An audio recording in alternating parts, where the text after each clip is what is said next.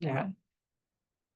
Hello, I'm Simon Almada, I'm Jessica Ramirez. and this is our final project for Computer Science 392. Our data set was about stress detection. Here are our variables. This data set had 100 participants and monitored their behaviors and personality traits over 30 days. Here are our questions, and we are now going into question number one. So, our first question was, on which days do participants have the highest perceived stress scores, and do these days have unusual sleep patterns or phone usage patterns compared to the other days during the study? So, what we did was we grouped the data by the certain day of the study. Then we took the average perceived stress scores and calculated it for each day. We then plotted the means of the scores by each day, and we also found which days of the study had the highest stress scores by finding the maximum values in the data set. And then we made a bar graph showing the averages of the perceived stress scores and the days during the study. And then we also made several box plots to show the average sleep and screen time on high stress days versus every other day of the study. So for our figure, we have a bar graph showing that average perceived stress score on the first 30 days of the study. As you can see, there's not much variance between each day of the study. And then for our box plots, we have a box plot comparing sleep duration for the stress study on high stress days versus other days. As you can see, there's also little variance between the averages for that. And our third figure shows the call duration for high stress days versus every other day, also with little to no variance. And then our fourth figure is another box plot comparing the number of calls for high stress days versus other days, again, with little variance. And then our other figure comparing the number of, you know what it is. For high stress days and other days.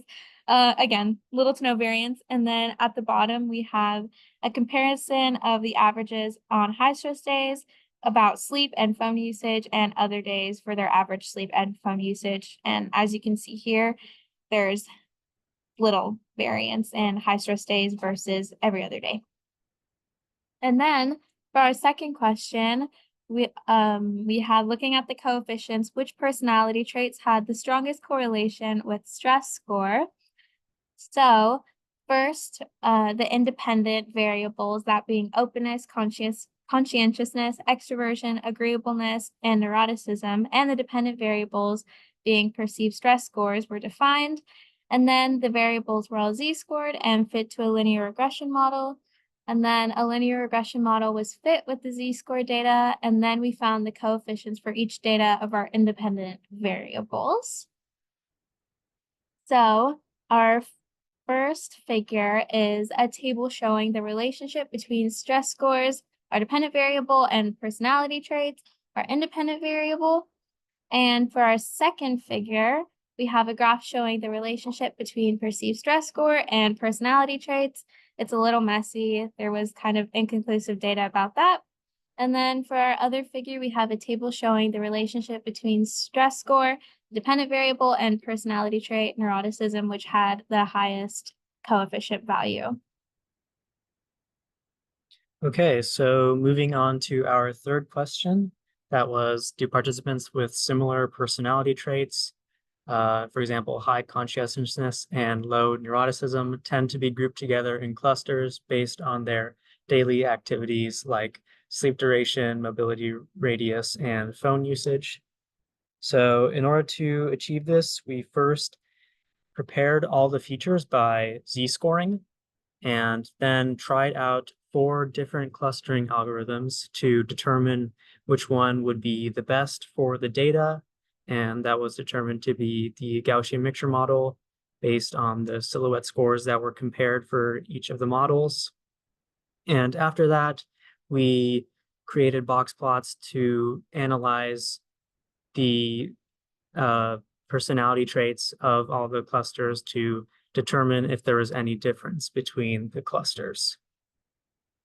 So for our results, these first two figures show the silhouette scores that were generated for different cluster amounts for k-means. That is our first figure. And our second figure is for the Gaussian mixture model.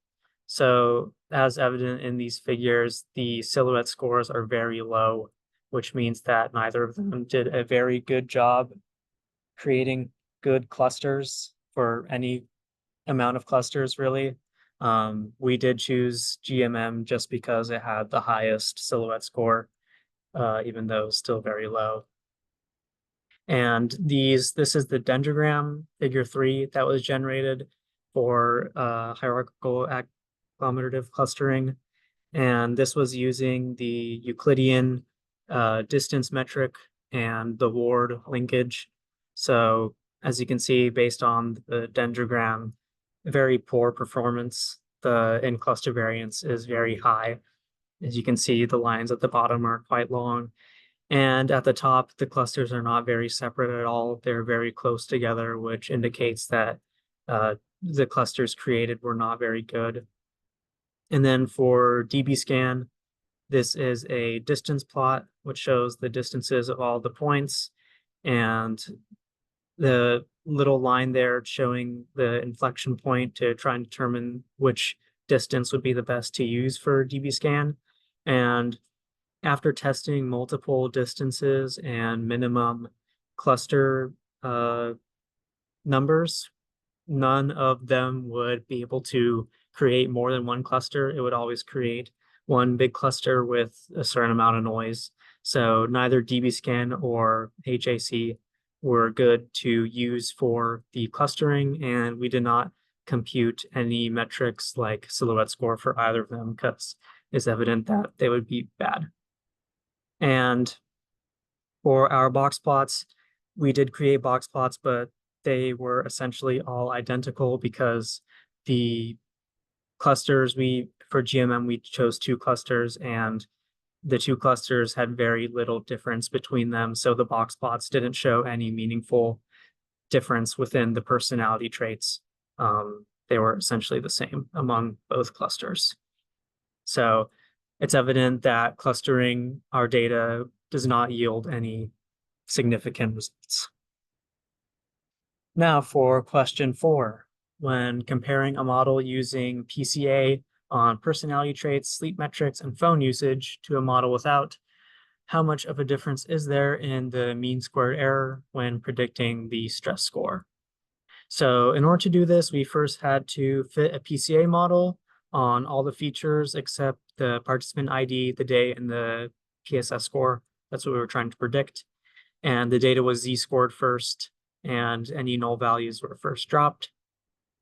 Then after fitting the PCA model, we were able to compute the SCREE and cumulative variance plots so that we could determine how effective our PCA was and gauge the performance and how many features we would need to use to explain 90% of the variance.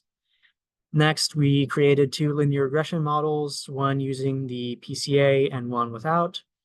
Then using the predictors, train test split is performed and both sets were z-scored.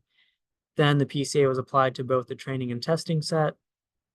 And then the linear regression model was fit using the new PCs. And of course, the regression model not using PCA was fit with the non-PC data. And then the mean squared error was evaluated for both of the models. And then the residuals were calculated by subtracting the predicted stress score from the actual scores and then plotted.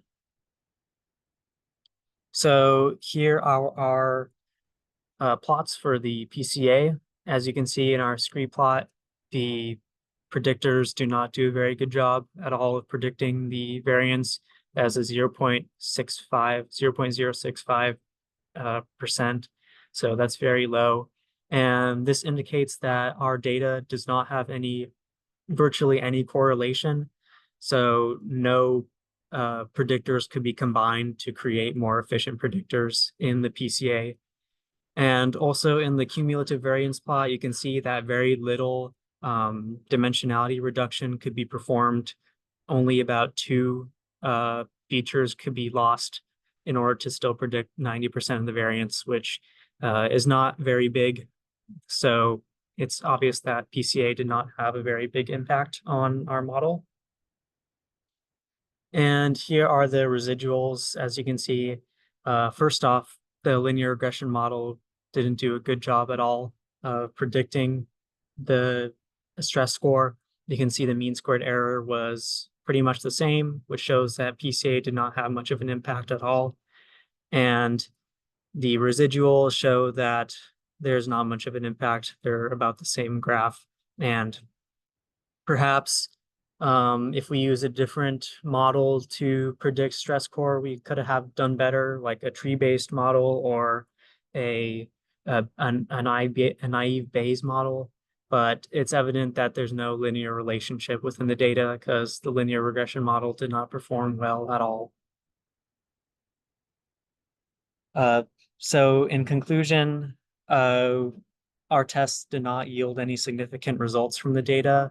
Perhaps if we had more features to use, like more data about the participants, their daily activities, just beyond the sleep and their phone usage, possibly we could have made better predictions on the stress score, but it's evident that the stress score cannot be predicted using our methods just based off of the other features in the data set. So thank you. This concludes our presentation. That was great. You cut that. Okay, I think that was like 10 Oh, minutes. okay. How do I stop this?